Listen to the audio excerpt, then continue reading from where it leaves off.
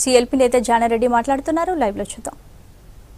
గెలుపు కంటే మన కర్తవ్యాన్ని నిర్వహించడం అనేది ప్రధానం. అందులో భాగంగా మీరు ఓటమిని గురించి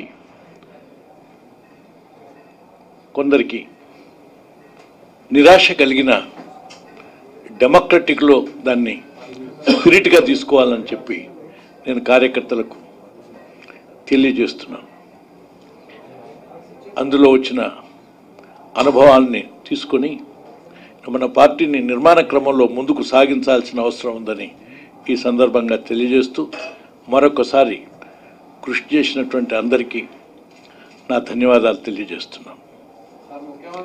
ఆ తర్వాత ఈ ఎన్నికల్లో గెలిచినటువంటి వారిని కూడా నేను శుభాకాంక్షలు తెలియజేస్తున్నాను. ఇది డెమోక్రటిక్ స్పిరిట్కి సంబంధించినటువంటి అంశాలు తప్ప వేరు భావాలు కాదు. పరస్పరం గెలవటం ఓడటం అనేది కాకుండా పరస్పరం ప్రజాస్వామ్యాన్ని గౌరవించే దాంట్లో ఇవన్నీ భాగాలు. అందుకు తుమ్మల నాగేశ్వరరావు గారిని నేను శుభాకాంక్షలు తెలియజేస్తూ నా పార్టీ కార్యకర్తలకు ధన్యవాదాలు తెలియజేస్తూ రాబోయేటువంటి రోజుల్లో పార్టీ ఇంతకంటే ఇంకా రెట్టింపు శ్రమతో నిర్మాణం చేసుకోవటానికి కృషి చేయాలని అవగాహన చేసుకుంటూ ముందుకు సాగుతాం. ఇది ఈ ప్రకటన వరకు మీరు పరిమితంగా అండి.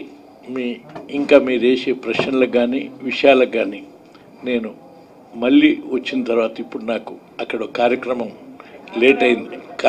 లేట్ అయింది. చెన్నమనేని రాజేశ్వరరావు గారి ఇప్పుడు సంతాప సభ ఉన్నది. అక్కడ ఇమేజ్ గార్డెన్లో మాకు లేట్ అవుతుంది అనేటువంటి రైట్. సరే, ఈ కారణాలు విషయాలనేటువంటిది అన్నీ పార్టీలో మేము అక్కడి నుంచి కార్యకర్తలు తెచ్చిన ఫీడ్బ్యాక్ని ఆ తర్వాత మేము గమనించినటువంటి వాటిని బేరీ చేసుకొని మేము విశ్లేషించుకుంటాం. ఆ తర్వాత తగిన సందర్భంలో మీకు అది మేము అనుభవంలోకి తీసుకొని ముందుకు సాగుతాం. కానీ మీరు ఇది 1, 2, 3 కారణాలు మీ అందరికీ తెలుసు. ఇప్పుడు భ్రాంతిలో ఉన్నటువంటి యొక్క పరిస్థితులు ప్రభుత్వం ద్వారా చాలా ఎంతెంతో ఏదేదో జరుగుతుందని ఆశించినటువంటి ప్రజానీకం కనీసం మా ఓటమి గెలుపు యొక్క పాత్ర కంటే ప్రజలు ఆశించింది జరగాలని నేను కోరుకుంటున్నాను. ప్రజలు వాళ్ళకు జరుగుతున్నటువంటి లాభాలు కానీ లేక ప్రభుత్వం ఇచ్చిన హామీలను కానీ నిలబెట్టి ఆ విధంగా ఆ ప్రజలకు మేలు చేస్తే సంతోషిస్తామని చెప్పి నేను ఈ సందర్భంగా తెలియజేస్తాను.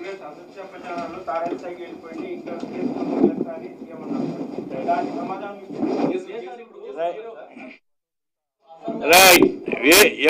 ఎవరు కూడా చట్ట విరుద్ధంగా వ్యవహరించినటువంటి వారిపైన ప్రభుత్వంలో ఉన్న వారైనా ప్రభుత్వం లేని వారిపైన కూడా కేసులు పెడతారనేటువంటి విషయం అర్థం చేసుకోవాలనేటువంటి విషయం మీకు ఎవరికైనా రైట్. అవునండి, అందులో చట్ట విరుద్ధమైనటువంటి కానీ లేక అప్రజాస్వామికంగా అంటే దాని అర్థం కేసులకు ఏమి తార్కాణం? చట్టాన్ని ఉల్లంఘించి లేకుంటే ఉన్న హక్కుని ఉల్లంఘించి వివరించేదానికి కేసులు. అటువంటి విషయాలు ఏమొచ్చినాయో ఆ వచ్చినప్పుడు పెట్టిన కేసులు ఎవరిపైనైనా పెడతారు. మా పైనే కాదు, ప్రభుత్వం పైన ఉన్నటువంటి వాళ్ళని కూడా ఇంకోళ్ళ పైన కూడా కేసులు పెట్టడానికి రైట్. అందుకని అది ఒకవేళ వాళ్ళ అభిప్రాయం, అది వాళ్ళ ప్రజా తీర్పును మేము గౌరవిస్తున్నాం, ప్రజాస్వామ్యాన్ని మేము గౌరవిస్తున్నాం. అవి వాళ్ళు ఆ కారణాలు అనుకోవచ్చును. నేను నా కారణం కూడా చెప్పినాను. ప్రజలు వాళ్ళ ద్వారా ప్రభుత్వం ద్వారా అనేక సదుపాయాలు అవసరాలు తీరుస్తాయని భావించినారా, భ్రమపడ్డారా అనేటువంటి విషయం అనేది అతి ముఖ్యమైనటువంటిది. కానీ నేను కోరుతున్నది ఏంటంటే ఈ ప్రభుత్వం ఆ ప్రజలకు అందించినా మేము సంతోషిస్తాము. లేకుంటే ప్రజలకు నేను విజ్ఞప్తి చేస్తున్నాను, మీరు ఆశించినవి పొందండి. మా గెలుపు ఓటముల సంగతి మా ధర్మాన్ని మేము నిర్వహిస్తాం. మమ్మల్ని నమ్మినాడు ప్రజలు, మమ్మల్ని నమ్మి మమ్మల్ని విశ్వసించినాడే మేము ప్రభుత్వం మీదకి వస్తాం. దీని యొక్క విషయాలను ఒకసారి మీరు అర్థం చేసుకుంటే ఎవరు తక్కువ ఎక్కువ అనే ఒకటి రెండు విషయాలు, అందుకు నాకు సమయం లేదు, మళ్ళీ ఒకసారి మీకు చెప్తాను. ఇవాళ మీ దగ్గరనే రాసి ఉన్నారు, అస్సాంలో ఎన్ని సీట్లుండే, ఎన్నిసార్లు వచ్చినారు వాళ్ళు చెప్పండి. మేము ఎప్పుడన్నా పరిపాలన చేసినారా అస్సాంలో బీజేపీ? ఎప్పుడన్నా 5 సీట్ల కంటే ఎక్కువ ఉన్నాయా వాళ్ళకు నిన్న?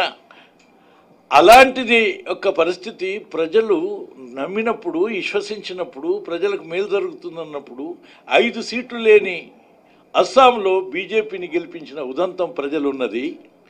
మేము 50 ఏళ్ళు పరిపాలన చేసి చూపించినాము. ఈ 5 సంవత్సరాల పరిపాలనకు బేరీ చేసుకొని ప్రజలని మమ్మల్ని గెలిపిస్తారనే విశ్వాసం మాకుంది. అది మీకు కనీసం మీరు కూడా అర్థం చేసుకోవాలి కదా అని మీకు విజ్ఞప్తి చేస్తుంది. That's all.